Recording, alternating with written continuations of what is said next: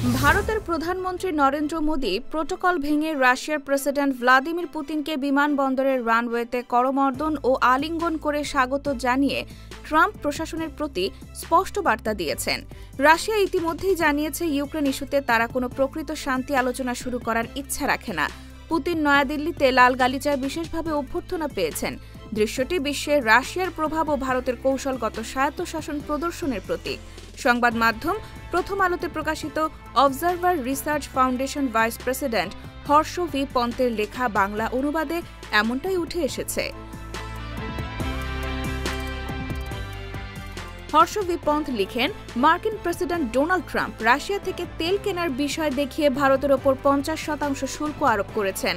মার্কিন বাণিজ্য উপদেষ্টা পিটার নাভারো রাশিয়ার ইউক্রেন যুদ্ধকে মোদির যুদ্ধ বলেছেন, কারণ ভারত রুশ তেল ক্রয় বাড়িয়েছে।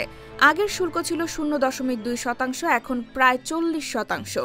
নাভারোর মতে শান্তির পথ আংশিকভাবে নয়াদিল্লির মধ্য দিয়েই যায়। তার মতে ভারত ও যুক্তরাষ্ট্র একটি বাণিজ্য চুক্তির দিকে এগোলেও বাণিজ্য H-1B ভিসা, পাকিস্তান ও চীনের সঙ্গে G2 গঠনে ট্রাম্পের আগ্রহ, এতে দুই দেশের মধ্যে গভীর মতপার্থক্য রয়েছে। তিয়াংজিনে সাংহাই কোঅপারেশন সামিটে মোদি, পুতিন ও চীনের শি জিনপিং এর সঙ্গে হাসিমুখে হাত মিলিয়েছেন, যা সতর্কবার্তা। পুতিনের সফরের কর্মসূচিতে রয়েছে জ্বালানি, প্রতিরক্ষা, বেসামরিক বিমান পরিবহন, খনিজ বিনিয়োগ প্রকল্প ও শ্রম অভিবাসন। ভারত চায় রাশিয়া জরুরি সামরিক সরঞ্জাম দ্রুত সরবরাহ করুক, যার মধ্যে রয়েছে 2018 সালের দুটি S-400 ক্ষেপণাস্ত্র প্রতিরক্ষা সিস্টেম। দুই দেশ প্রতিরক্ষা সহযোগিতা বাড়ানোর বিষয়েও একমত।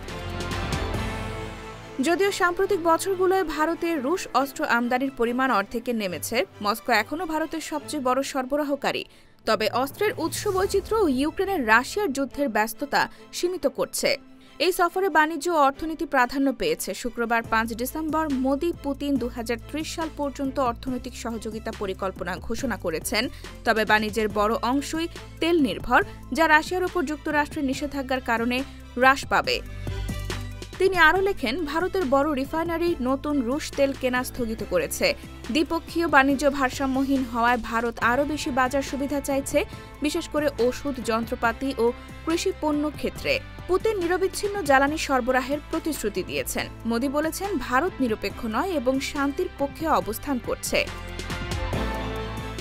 নতুন ভূ রাজনৈতিক ও অর্থনৈতিক বাস্তবতায় ভারত ও রাশিয়ার দ্বিপক্ষীয় সম্পর্কের উন্নয়নে বিনিয়োগ অব্যাহত রাখবেন।